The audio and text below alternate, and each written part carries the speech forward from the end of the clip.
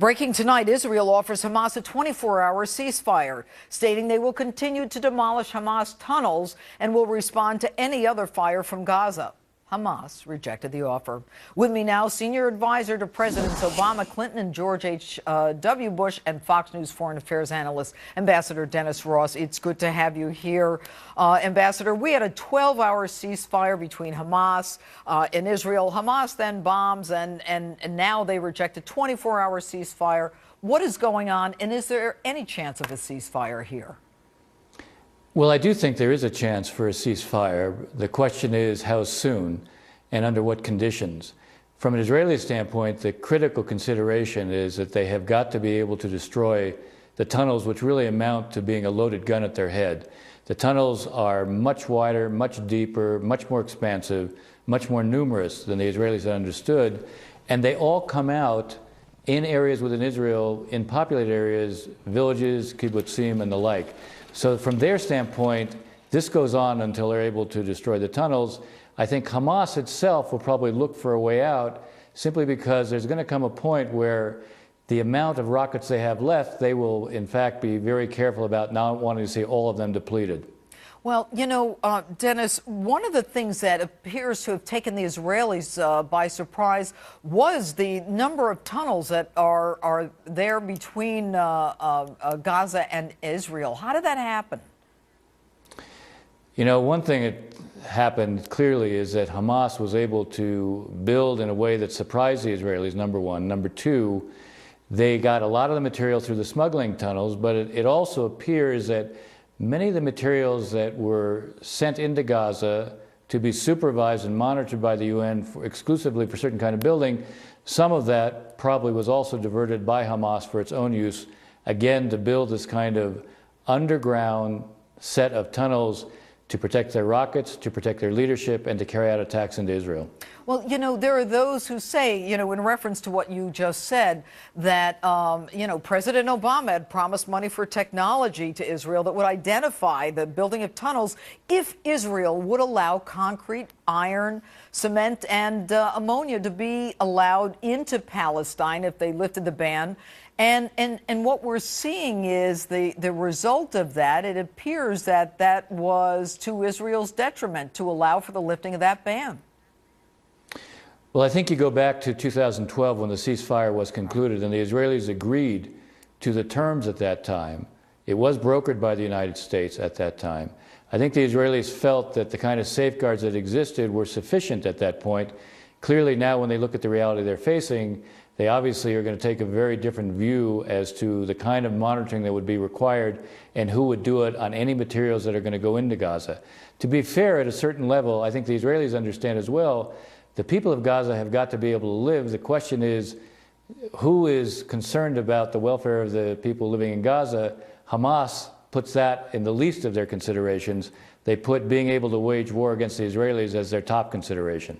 And what do you think, as Kerry is pushing for this truce, and you've been on the inside of meetings with presidents, what do you think it will take? If Israel says, look, we agree to a ceasefire, but only if, you know, we can continue to go after and find those tunnels, I mean, Hamas isn't going to agree to that. I think the key, you're putting your finger, Judge, on what I think is the essential question right now. From an Israeli standpoint, they have to have sufficient time to be able to ensure that they have found and destroyed the tunnels. And these are not tunnels that, you know, are 50 meters long. These are tunnels that are several kilometers long. So it takes time to destroy these kind of tunnels. Many of them may be booby-trapped, and many of them may have ambushes built in. So it takes time, has to be done with care.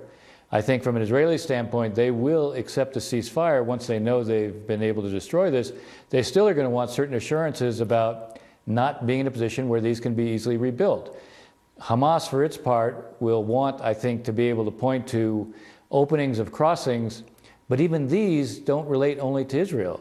The Rafah crossing is controlled entirely by Egypt. So at the end of the day, the key arbiter here may well be Egypt to be able to produce an outcome. And it's interesting because Egypt was very concerned about some of those tunnels from the Sinai and protecting Egypt. And I would think that they would assist Israel as well. They tried to broker a ceasefire. Anyway, Ambassador Ross, thank you so much for being with us this evening. My pleasure. Thank you. All right. Joining me now, former Israeli Deputy Defense Minister Danny Danon, who joins us live from Tel Aviv. Good evening. You say Secretary of State Kerry's quote seems disconnected from reality. Why do you say that? Good night, Judge. We see Secretary Kerry comes and goes and pushing Prime Minister for another ceasefire. And I think he lives in an imaginary world. You do not talk with the Hamas. You fight with the Hamas. You do not beg for a ceasefire. You make the Hamas to beg for a ceasefire. And you should not put Israel in the same level of the Hamas. It's like I will tell you, Judge, that the US and Al-Qaeda are in the same level. We need to fight with the Hamas, and it will take us time. They have dozens of tunnels beneath the border, and it will take us time, a week, a month, a year.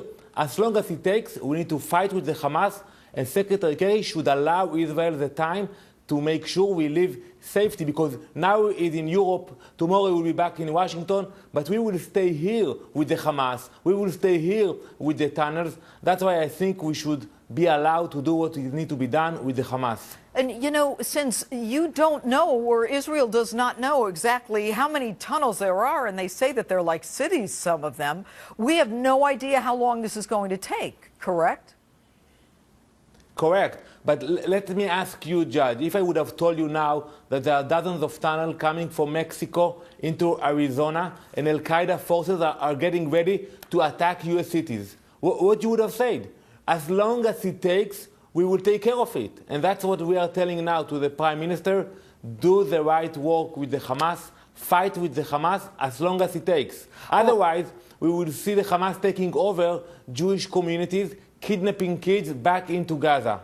All right. And what do you say to those who say, you know, the killing of civilians is occurring as a result of what Israel is doing? I mean, I know you're going to say that, you know, Hamas is putting their military, their munitions or whatever in civilian areas. But how do you justify that?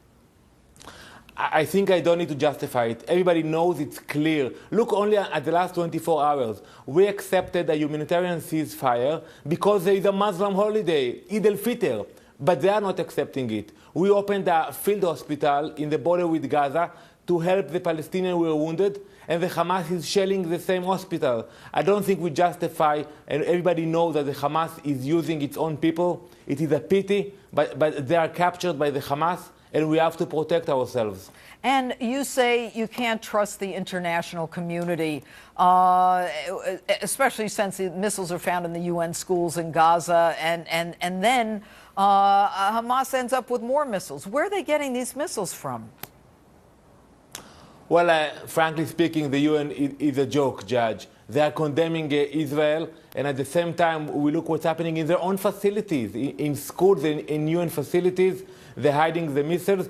For years, they took missiles from Sinai, they smuggled them. And you know, Judge, we left Gaza 9 years ago. There is no Jewish communities, no settlement.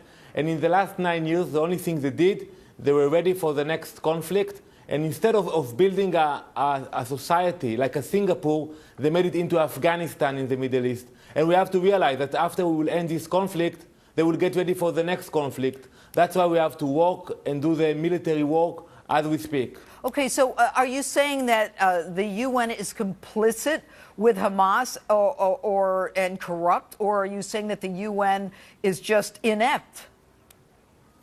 I think they are incapable. They want to have a ceasefire, they want to have a peace in the region, but they are not connected to the reality. They will go back to New York, to the UN building. They will have another session, another committee. Probably they will condemn us again. We know about that.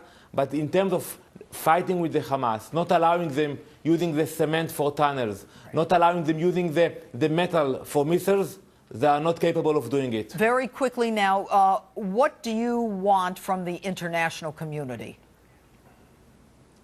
I think they have to make it very clear that we cannot continue like that. We cannot continue in a situation that there will be more rockets in Gaza and more tunnels attack tunnels against Israel. I think we should look at Syria and to see what happened in Syria when we were able to take out the chemical weapon. We need to do the same with Gaza, but you need to put pressure. All right. Secretary Kerry is not putting the pressure now. All you right, need to put Danny. more pressure in order of it to happen. All right, Danny Danon, always good to have you on. Thank you so much.